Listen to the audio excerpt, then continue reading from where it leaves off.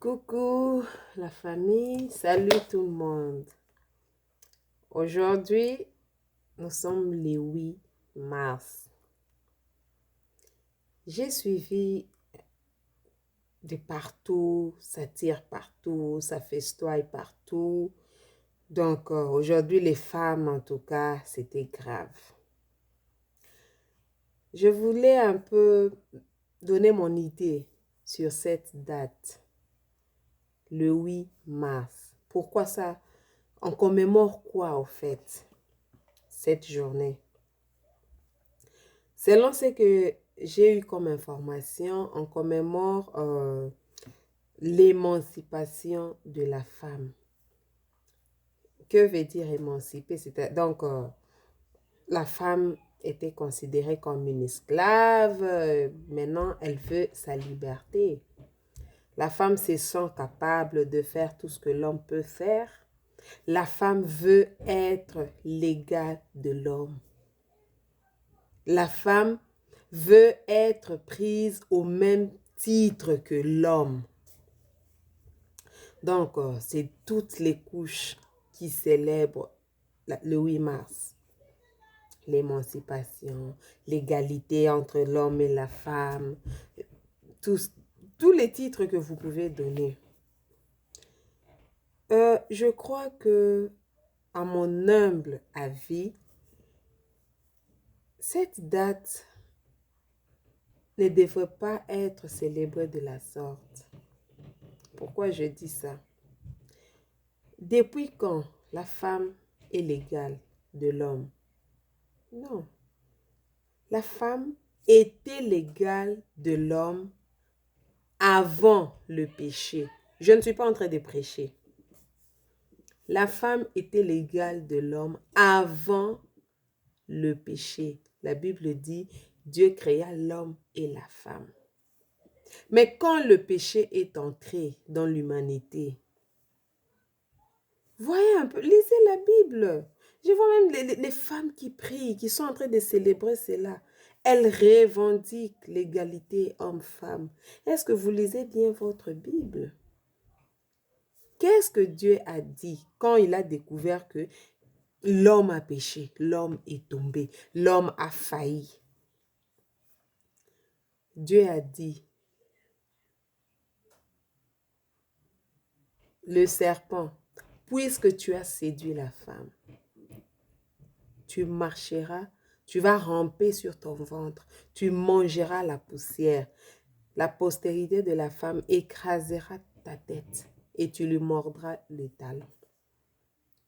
Dieu est arrivé chez la femme. Il a dit, puisque tu as péché, j'augmenterai les douleurs de tes grossesses. C'est pourquoi toutes les femmes, quand elles sont enceintes, c'est vraiment... Elles se sentent bizarres, elles se sentent... Donc, c'est une douleur vraiment qu'on ne peut pas expliquer. Donc, tu n'es pas à l'aise dans toi, tu es vraiment hors de toi. Tu ne peux pas manger ce que tu manges, tu peux pas... Donc, tu es différente. Et même le jour de l'accouchement, c'est encore grave. C'est terrible. Je me demande si on pouvait un peu donner cette douleur à l'homme, ne fût-ce que pour 5 secondes. Je ne crois pas que l'homme saura supporter ça. Mais la femme, Dieu a dit, j'augmenterai les souffrances de tes grossesses. Et la femme subit cela. Dieu ne s'est pas limité là. Il a dit, tous tes désirs seront tournés vers l'homme. Il dominera. C'est Dieu qui a dit ça. Il dominera. Alors, d'où vient cette histoire d'égalité homme-femme? Dieu a déjà dit, l'homme dominera sur toi. Donc toi, tu veux bafouer la parole de Dieu. Dieu a prononcé la parole. Il a dit, l'homme dominera sur toi. Toi, tu dis, non, Dieu, tu as mal parlé. Moi, je vais être l'égal de l'homme. Cela devait nous interpeller. La femme, quand elle a été créée, Dieu a dit, je lui ferai une aide semblable. Une aide, c'est-à-dire quoi? Quand on a besoin d'aide, c'est-à-dire, tu veux faire quelque chose, mais tu es buté devant un obstacle. Tu es, tu es dans l'incapacité d'aboutir. Tu vas chercher le secours. Par exemple, ceux qui conduisent des voitures, tu es embourbé quelque part. Tu vas chercher de l'aide. Tu vas appeler le secours. Venez m'aider à sortir ma voiture de la boue parce que moi-même, je ne saurais pas. C'est ça de l'aide. Mais depuis quand c'est lui qui viendra t'aider à sortir ta voiture de la boue devient le copropriétaire de ta voiture? Ben, c'est ce que nous cherchons. L'égalité homme-femme. C'est que l'homme fait, je peux aussi le faire. C'est tout à fait normal. Une aide, c'est-à-dire tu peux faire. Donc tu viens donner, prêter main forte à ce que l'autre faisait parce qu'il se trouve dans l'incapacité d'achever. C'est pourquoi il a demandé ton secours. C'est-à-dire tu peux faire, oui, c'est normal. Tu n'es qu'une aide. Et pourquoi tu veux devenir légal? Tu veux bafouer la parole de ton Créateur. Tu foules aux pieds la parole de ton Créateur. Depuis quand quelqu'un qui t'aide à nettoyer, par exemple, ta maison, devient copropriétaire de ta maison? Ceux qui ont des domestiques à la maison, le domestique, il fait tout. Il y a ceux qui ont des cuisiniers, il va préparer, les lavandiers, un lavandier qui lave tes habits, depuis quand il devient copropriétaire? Donc lui aussi, il peut prendre ta chemise, il la met et il sort avec. Parce qu'il a lavé. C'est ton aide. Il t'a aidé à laver les habits parce que tu n'as pas le temps, tu es allé au travail et ceci, cela. C'est pourquoi tu l'as engagé pour t'aider. Non. Monsieur le lavandier, après avoir lavé les habits, il dit non, j'ai lavé les habits, hein, alors nous sommes égaux. Non. Ça n'a pas de sens. Depuis quand la femme veut s'égaler à l'homme pour devenir quoi? Tout ce que l'homme fait, la femme peut faire. Je n'en disconviens pas. L'homme te rend grosse. Tu peux rendre l'homme grosse? Je ne sais pas. Donc, il y a des limites. Ce n'est pas tout ce que l'homme fait. Pourquoi? Non, parce que tu es devenu ingénieur, parce que l'homme a étudié, toi aussi tu as étudié. Mais tu n'es qu'une aide. J'ai parlé dans une de mes vidéos, j'ai parlé de la compatibilité dans le couple. C'est tout à fait normal. Un ingénieur, il va chercher une femme, par exemple, qui est aussi ingénieur et tout et tout. C'est parce qu'il se retrouve dans cette femme. Tu n'es qu'une aide. Là où il sera bloqué, tu vas venir l'aider.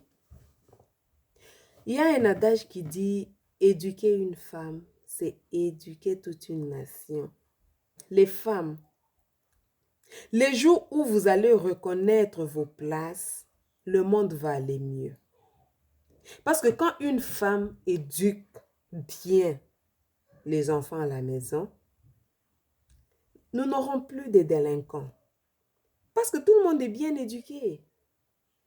Même ces garçons-là que toi, tu as accouchés, qui sont devenus aujourd'hui avares, si tu les éduques bien, demain, leurs femmes seront heureuses. Femme, reprends ta place. Aujourd'hui, le 8 mars en question, c'est devenu une fête insolente, si je peux le dire ainsi. La femme qui croise les bras, elle dit à l'homme, oui, toi, si tu vas faire la cuisine aujourd'hui. L'homme t'a pris pour que tu puisses l'aider. Dieu a dit à l'homme, tous les désirs de la femme seront tournés vers toi. Tu vas labourer le sol et tout et tout. Dieu a demandé à l'homme de travailler pour prendre soin de sa famille. Et pendant que l'homme est en train de travailler, qu'est-ce que toi tu fais, la femme? Tu dois prendre soin. Tu prépares pour lui, tu fais la vaisselle, tu fais la lessive, tu fais tout ce que tu peux faire. Et s'il y a des hommes qui viennent aider leurs femmes, par exemple à la cuisine, à faire la lessive, à faire la vaisselle, c'est par amour qu'ils les font. Ils ne sont pas obligés. Ce n'est pas une obligation pour un homme de non, moi j'ai fait ça, toi aussi tu dois faire ça. Depuis quand une aide va demander à son supérieur d'accomplir les mêmes tâches que lui est en train de faire? Vous qui avez des bonnes et des domestiques à la maison chez vous. Un bon matin, ta bonne qui se réveille dit, Madame, aujourd'hui je ne fais rien, toi aussi tu dois faire la lessive. Comment tu vas prendre ça? Mais tu vas la mettre à la porte. Mais comment? Moi j'étais engagée pour ça. En quelque sorte, nous sommes là pour ça. Dieu a tout créé. Il a tout créé. Il a fini de tout créer. Parce qu'il a vu l'homme était triste. Les animaux passaient devant Adam. Adam qui a nommé tous les animaux. Adam a eu le temps de parcourir le jardin d'Éden. Il a visité tout. Il connaît tous les animaux. Il connaît les arbres, les fruits. Il connaît tout. Mais il n'a pas trouvé quelqu'un qui lui ressemble. Peut-être qu'il aurait envie de bavarder un peu. Il aurait envie de... Vous voyez? Donc, c'est pourquoi Dieu a vu cela. Lui-même a dit, je lui ferai une aide semblable. C'est-à-dire, quand Adam sera occupé avec les animaux, l'éléphant viendra lui donner sa plainte et tout, pendant que l'antilope aussi vient, il peut demander à son aide, ok, s'il te plaît, occupe-toi un peu de l'antilope, que je finisse de régler le problème de l'éléphant. Tu n'es qu'une aide. C'est quoi cette histoire? Et puis, vous êtes là, surtout en Afrique. C'est aujourd'hui où vous avez choisi pour porter le pagne. D'autres jours, là, quand on vous demande de mettre le pagne, vous ne voulez pas. Je vais vieillir, je vais ressembler à... Aujourd'hui, là, tu mets ton mari mal à l'aise. Tu vas jusqu'à être impolie, insolente, insulter ton mari parce qu'il ne t'a pas acheté une pièce de pagne. Maman, je ne sais pas qui vous a créé cette date-là, mais c'est une... Ça ne mérite pas d'être. Que chacun garde sa place. Madame, tu vas me dire, oh oui, les hommes, ils sont avares, ils sont ceci, cela, ils ne respectent pas la femme. J'ai toujours dit, hein, le mariage, c'est une question de compatibilité. Si tu as trouvé l'homme qui est compatible à toi, tu n'as pas besoin du 8 mars pour faire valoir tes droits. Tu n'en as pas besoin. C'est parce que tu as trouvé quelqu'un qui n'est pas compatible avec toi. C'est tout à fait normal. Quand un couvercle n'est pas compatible avec une casserole, soit ça va tomber dans la casserole, soit en préparant, la vapeur pourra même éteindre le feu. Ça va déborder de partout. Tu dois trouver le vrai couvercle de la casserole, de la marmite. Donc, cette histoire-là d'émancipation, tu attends le 8 mars pour revendiquer tes droits. Trouve-toi quelqu'un qui est compatible. Le problème est que quand les femmes nous tombons amoureuses, on n'écoute personne. Les gens vont te dire, cet homme-là n'est pas bon pour toi. En fait, il n'y a pas de mauvaises personnes. Mais il y a des personnes qui ne sont pas bonnes pour des personnes. Tu es trop capricieuse. Tu ne peux pas aimer un homme qui a un caractère dur. Non, ça ne va pas marcher. Vous ne serez pas compatibles. Un homme qui a un caractère dur, il lui faut une femme qui a un caractère doux. Ça va marcher. Mais toi, tu es insolente, impolie. Tu vas trouver un homme qui a un caractère dur. Mais il va commencer à te frapper tous les jours. Et puis, tu vas crier les 8 mars, les journées de la femme, l'émancipation, les droits de la femme. Quel droit de la femme? Il n'y a aucun droit de la femme. Garde seulement ta place et tes droits seront respectés. Quand tu aimais ton mari là au début, les gens te parlaient, non? Toi avec ton caractère, tu es une femme qui parle trop. Cet homme, c'est un homme trop calme, trop doux. Il ne va pas te supporter. Non, que personne n'intervient dans mes affaires. Et je vais vous insulter, je vais ceci, cela.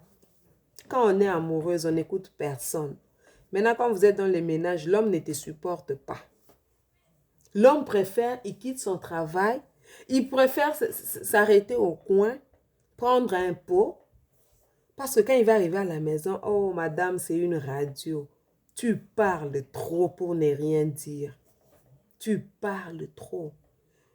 Quand l'homme va revenir du boulot, il va trouver, donc en entrant dans l'avenue, les rapports commencent à pleuvoir. Ta femme a déjà insulté tout le monde dans les quartiers. Ta femme a bagarré avec tout le monde dans les quartiers. Ta femme s'est chamaillée avec les voisins. Alors, qu'est-ce que cet homme fera? Il vient du travail pour éviter de rencontrer les voisins qui vont lui donner des mauvais rapports de sa femme. Il s'arrête au coin.